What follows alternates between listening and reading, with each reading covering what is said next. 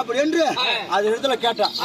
திரௌபதி இடத்துல திரௌபதி தெரிவித்தது, அண்ணா என்னால் ஐவர் அயக்களுக்கும் என் கணவர் ஐவருக்கும் எந்த ஆபத்தும் வராது அப்படி என்று திரௌபதி சொன்னது. சொன்ன உடனே மறுபடியும் திரௌபதி ஒன்று கேட்டது, அண்ணா உமக்கும் எனக்கும் தெரிந்தது இந்த விஜயம் வேற யாருக்கும் தெரியக்கூடாது, உங்களோட இருக்கணும், மீது இருக்கக்கூடிய நால்வருக்கும் தெரியக்கூடாது அப்படின்னு கேட்டது. இதுவே சத்தியம் அப்படின்னு தெரிவித்து மாட்டேன் அப்படின்னு சொல்லிட்டேன். அதுல இருந்து ஒன்றா இரண்டா 11 வனத்தை முடித்தோம். 12வது வனம். ஆமா, அந்த வனத்தை முடித்த போது எங்களுக்கு மனவேதனை ஏற்பட்டது. இந்த ஓராண்டு அக்காத வதத்தை எப்படி கழிக்க போகின்றோம் அப்படி என்று மனம் விஜயப்பட்டு முடிய போகுது. நாளைக்கு உடனே அவன் சொன்னானே நாட்டிலே போயிருக்கணும், எப்படி இருப்பது என்று திகத்தப்பி நின்றோம். அது எப்பேற்பட்ட மனம்? சௌமிய மனம். ஓடி வந்தார். பிள்ளைகளே யாதொன்றுக்கும் அலட்சம் வேண்டாம், அஞ்ச வேண்டாம். ஏன்னா நல்லவங்க தெரியுமா, யாதொன்றுக்கும் அஞ்ச வேண்டாம். கொஞ்சமா அஞ்சமா கஷ்டத்தை அனுபவிச்சு நான் உங்களுக்கு சொல்றேன், நான் சொல்ற மாதிரி கேளுங்க அப்படியே தெரிவித்தார். தர்மா இங்கே வா, இத இருக்கக்கூடிய நதியிலே சென்று நீராடி வா, உனக்கு கேட்ட உருவமானது வரும் அப்படி என்று என் தமையானவர் சென்றார். இந்த ஜலத்திலே நீராடினார். அவர் கேட்ட உருவம் வந்தது. ஆமா, ஆமா, அவர் சென்றார். நாட்டிலே சென்று மனத்திலே புகுந்தார். அதன் பிறகு நான் சென்று ஜலத்திலே நீராடி சமையல்காரு சாதங்கரி சமைக்க குறைவு அப்படி என்று சுட்டிக் கொண்டு விளாடோடி பத்திரத்தில் இருக்கிறோம். என் தம்பி பேடி விபத்தை எடுத்தான், அவனும் வந்துட்டான். அடுத்தது ஆமா என்ன சொல்லி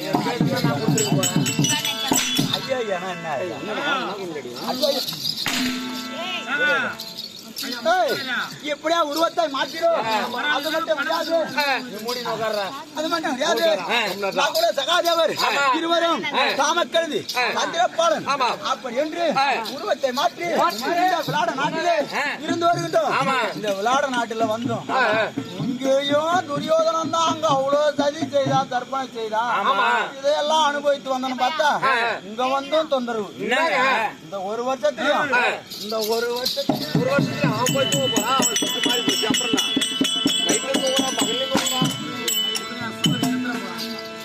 வந்தும் தொந்தரவு. யாரே வருவானா சாதங்கரி சமைக்கணும். இந்த நாட்டில இருந்தாலும் யாரோ வருவன் சிங்கப்பல் கீச்சகன் அவன் ஆள் யாரு? அந்த சுதர்சன தேவிக்கு தம்பியாக வேண்டும். ஆமா, அவன் ஓடி வந்தான். இந்த திரௌபதி ஆனது அந்த வனத்திலே சென்று மலர் எல்லாம் பறிக்க வேண்டும். அப்படியே சென்றது பார்த்தான். அதை கண்டு மோகித்தான். பெண்ணென்று ஓடி வர பார்த்தது திரௌபதி தேவியானது இருந்த குந்தலோடு அலறி அடித்து ஓடி வந்தது. ஓடி வந்து அவையம் என்று கேட்டது. அவரும் பாதுகாப்பு கொடுத்தார். தினத்திலே அவையம் திரும்ப போச்சு. போகும்போது மன்னா நேற்றைய தினத்திலே அந்த அந்தாவனத்தை செல்கின்ற போது ஒருவன் யாரோ ஒருவன் சிங்கப்பல் கிட்டகணும் சேர வேண்டும் என்று துரத்தி வருகின்றான் அப்படியே தெரிவித்தது. நான் பார்த்தேன். அவன் கேட்ட வார்த்தையின் பிரகாரம் உன்னை சம்மரித்துக் கொள்கின்றேன். எப்படி 12 மணி நேரம் இரவு 12 மணி நேரத்திற்கு இருக்கக்கூடிய வெள்ள வேதாவளி மண்டபத்திற்கு வந்தேன். ஆனால் உன்னை சம்மரித்துக் கொள்கின்றேன் அப்படி என்று உரைத்து வா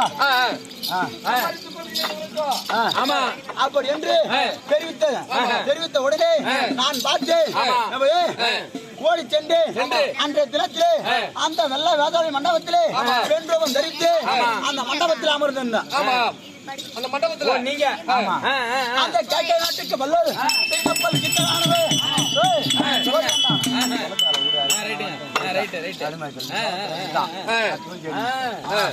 பார்த்து ஓடி சென்று அமர்ந்த போது கண்ணே பெண்ணே அப்படி என்று ஆயிரம் செய்ய வேண்டும் அப்படி என்று ஓடி வந்தான்.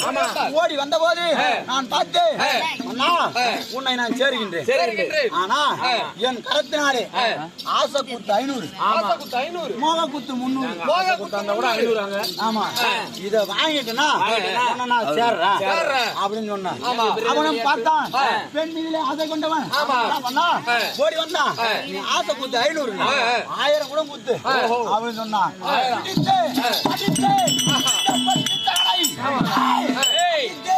அவன் மண்டையை உடைத்து அகலாக பாவித்து உதிரத்தை எல்லாம் எண்ணெயாக ஊற்றி நாட்கள் பிடுங்கி திரியாக போட்டு அவன் சதையெல்லாம் பிசைந்து சாணி மத்தையாக வைத்து தெற்கே இருக்கக்கூடிய வெள்ள வேதாளி மண்டபத்தை விளக்கேற்றி வைத்து எரியுது பத்திய வெளிச்சம். அந்த மண்டபம் கிடந்த மண்டபம் வெளிச்சமா இருக்குது. ஊர் கல்யாணம் நான் என்ன போறேன்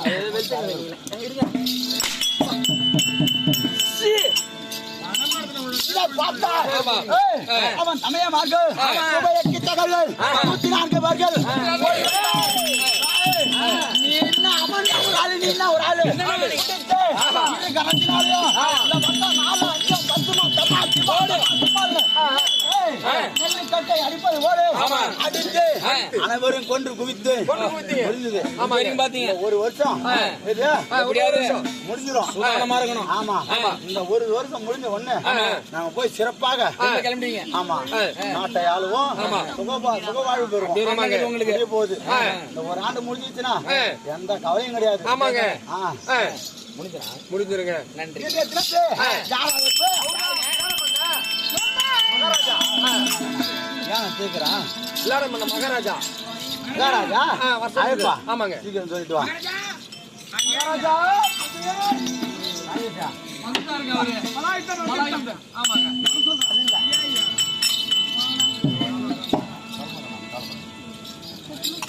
என்னடாச்சு மகாராஜா வர சொல்லிட்டாருங்க. இருங்க கொஞ்ச நேரம் பொறுமையா போலாங்க. ஏன் என்ன வர சொல்லிட்டாருங்க. போலாங்க போலாம்.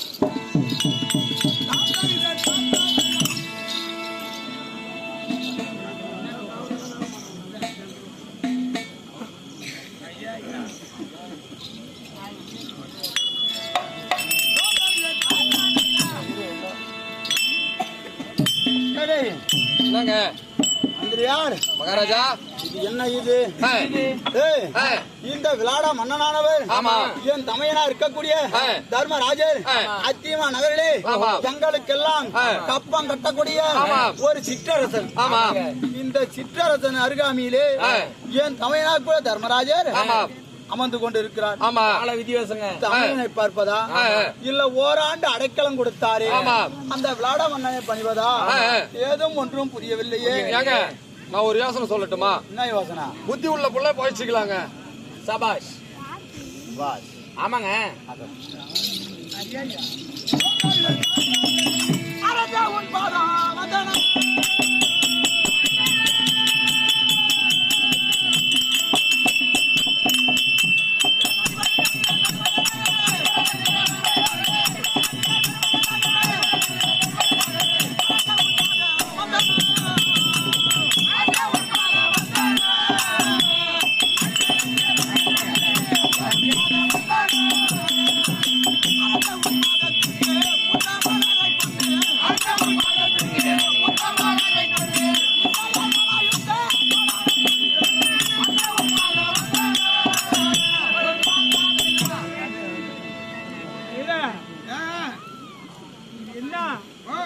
சிரமானது என்ன குறிக்கிறது? தரமானது உன்னை குறிக்கிறது. எப்படி வாய்க்கிறது என்னன்னு ஒண்ணு புரியல. உனக்கு பாசைகள் தோறும் பாசைகள் வேறு. பாசைகள் இல்ல பாசைகள் வேறு. ஆனால் வேண்டி நாம் இருவரும் அமர்ந்து கொண்டு இருக்கிறோம். ஒருவரை விட்டு ஒருவரை படையக்கூடாது. அப்படி என்று இருவரை கால் என்னை குறிக்கிறது, தலை உனக்கு உன்னை குறிக்கிறது. அப்படியா?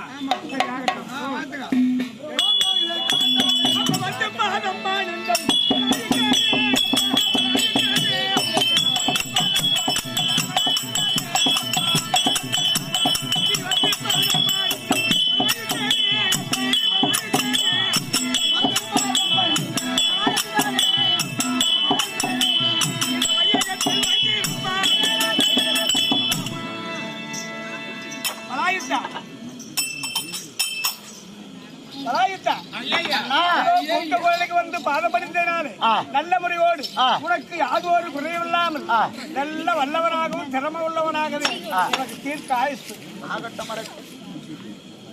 எனக்காக போறியா? நீங்க எதுக்கு கூப்பிட்டீங்க? நான் மண்ணு சமையல் செஞ்சுன்னு இன்றைய தினத்துல சமையல் அறையில நீங்க எதுக்கு கூப்பிட்டீங்க? நான் சாப்பாடு மீந்து போச்சாமா? அப்ப வாங்க போவோம். நான் எதற்காக கூப்பிட்டேன் என்றால் நம்மளுடைய மச்ச நாட்டிலே சபாலட்சம் பசுமந்தைகள் 4 லட்சம் பசுமந்தைகளே தென்கோடி ஆணையத்திலே 2 லட்சம் பசுமந்தை வடகோடி ஆணையத்திலே 2 லட்சம் பசுமந்தையை இரு பிரிவா மேய்ஞ்சி இருந்தது. சரி, அதுவா